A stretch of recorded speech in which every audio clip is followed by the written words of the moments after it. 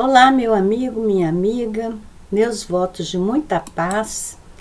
Este é o estudo do Evangelho da Federação Espírita do Estado do Espírito Santo.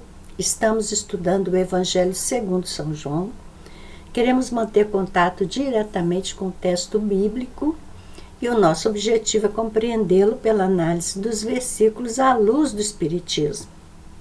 Hoje, prosseguindo no estudo do capítulo 18, vamos analisar os versículos 10 e 11. Nesse trecho pequenininho, temos importante ensino de Jesus sobre a violência e suas consequências na vida de quem a promove. Acompanhe conosco este estudo.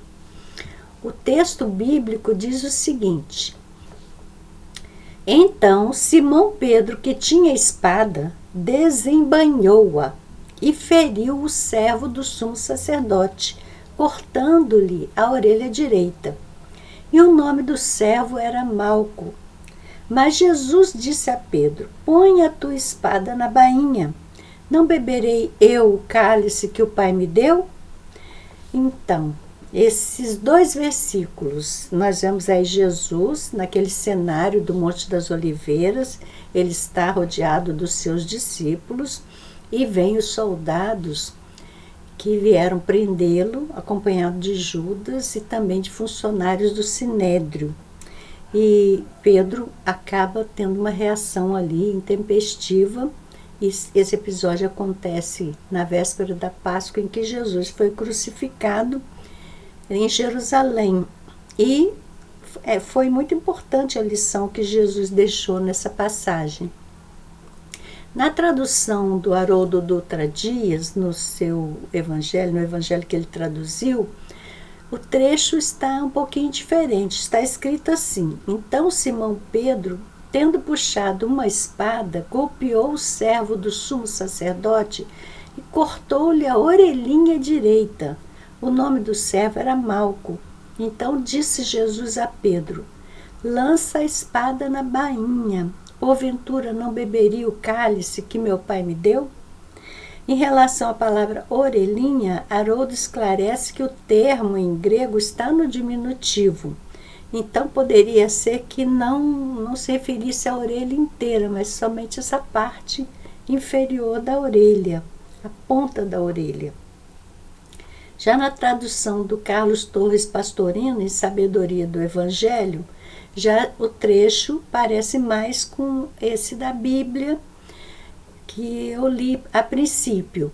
Então, tendo Simão Pedro um facão, tirou e feriu o servo do sumo sacerdote e decepou-lhe a orelha direita. Malco era o nome do servo. Disse então Jesus a Pedro: Põe o facão na bainha. E a taça que meu Pai deu, não a beberei? Os demais evangelistas também registraram esse episódio. No registro de Mateus está um episódio mais amplo, mais detalhado. E Mateus conta assim: E eis um dos que estavam com Jesus estendeu a mão, tirou o seu facão e feriu o servo do sumo sacerdote e decepou-lhe a orelha. Então disse-lhe Jesus: Repõe teu facão no lugar dele, pois todos os que pegam o facão morrerão pelo facão.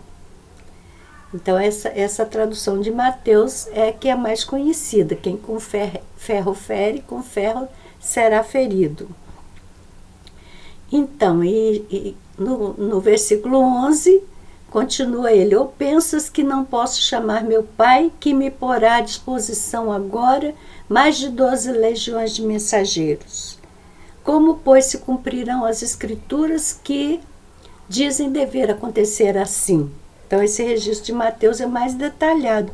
E o registro de Marcos é mais resumido. Marcos diz apenas: Um dos presentes, tirando o facão, golpeou o servo do sumo sacerdote e decepou-lhe a orelha.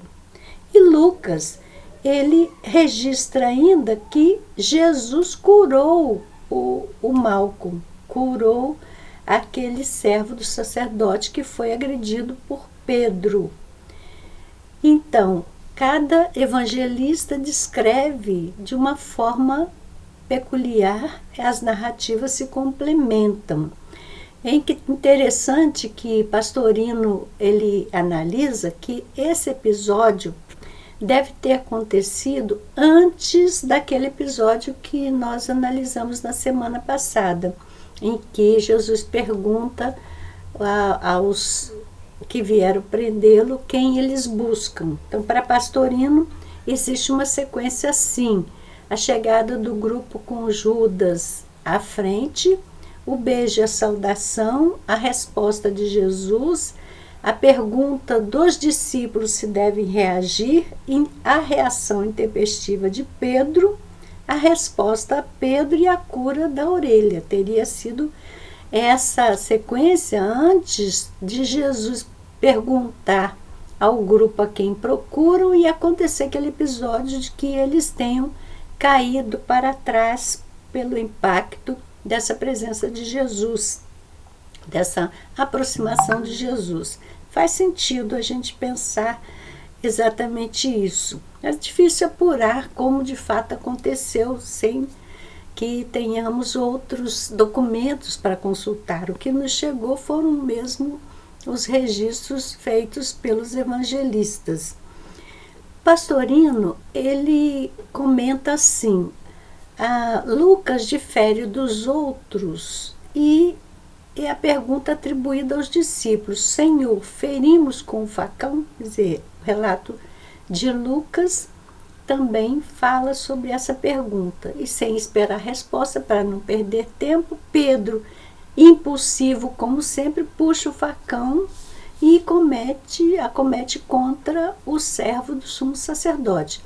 Também essa pergunta, na confusão do momento, não parece retratar o ocorrido. Mas tal como a primeira, essa segunda frase dá a impressão de acréscimos posteriores por conta de quem narrou a Lucas o ocorrido. E após o gesto impensado de Pedro, que poderia ter provocado um tumulto perigoso pela inferioridade numérica dos discípulos, o mestre olha para ele e o acalma. Deixa até isso.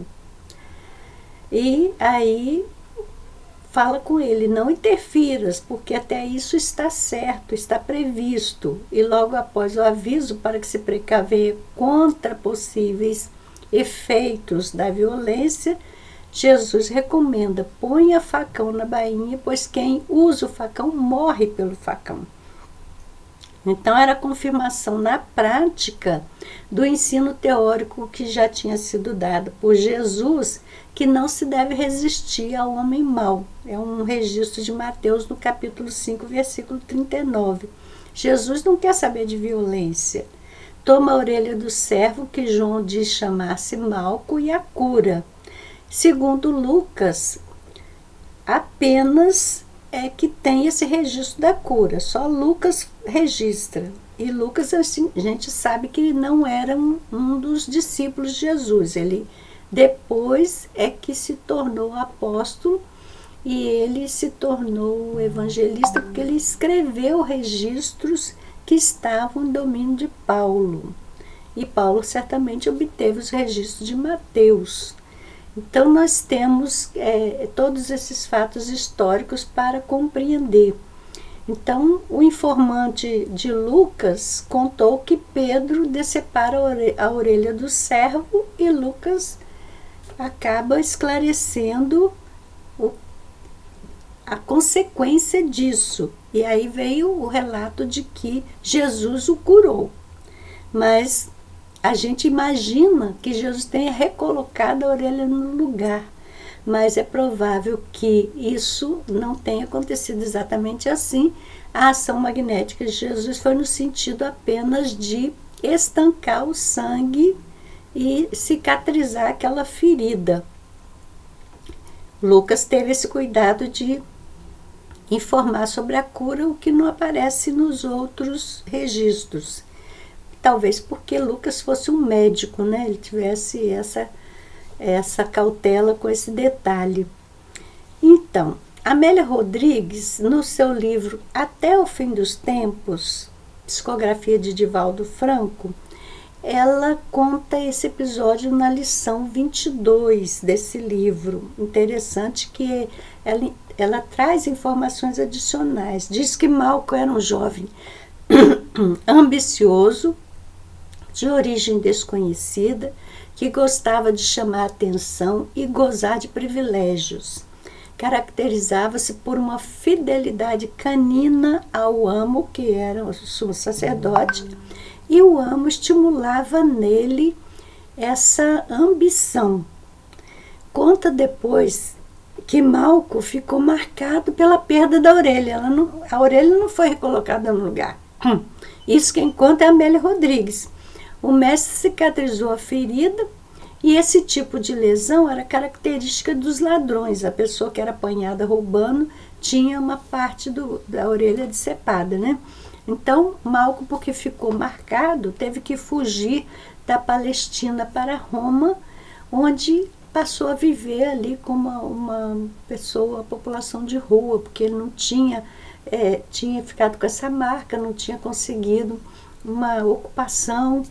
E quando Pedro foi aprisionado em Roma, no reinado de Nero, Malcolm seguiu o grupo que o conduzia para o martírio. Ele seguia querendo vingar-se de Pedro. Ele ia xingando Pedro.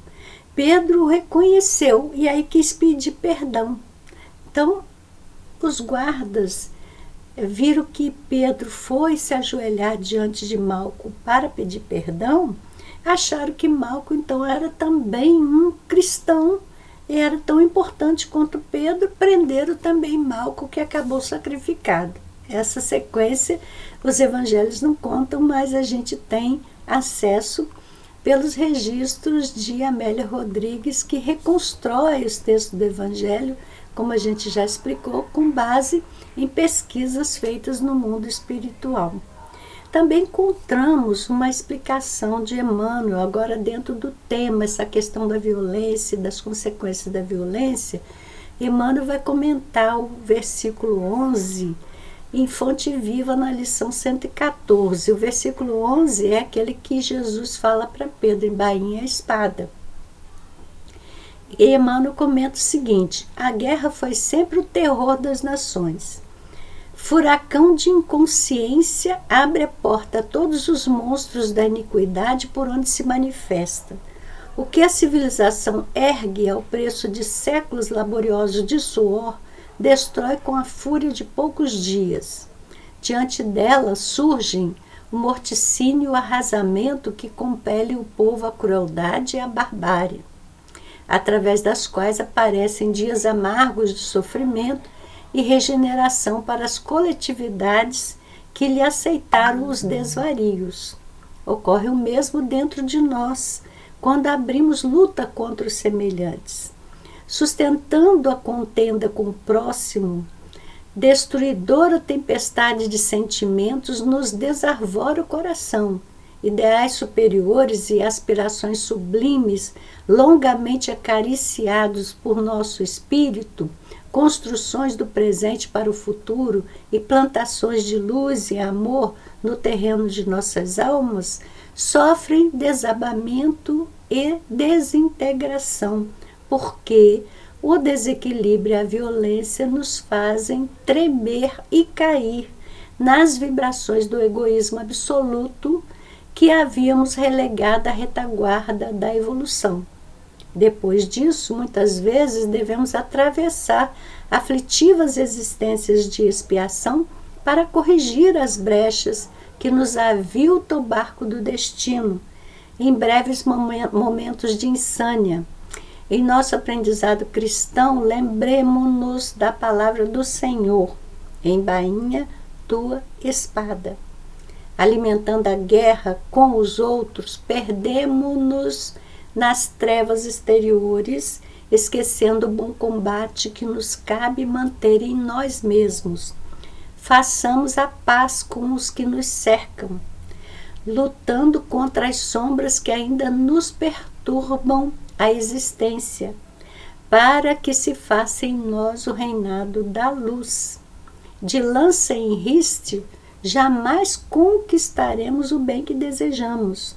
A cruz do Mestre tem a forma de uma espada, com a lâmina voltada para baixo.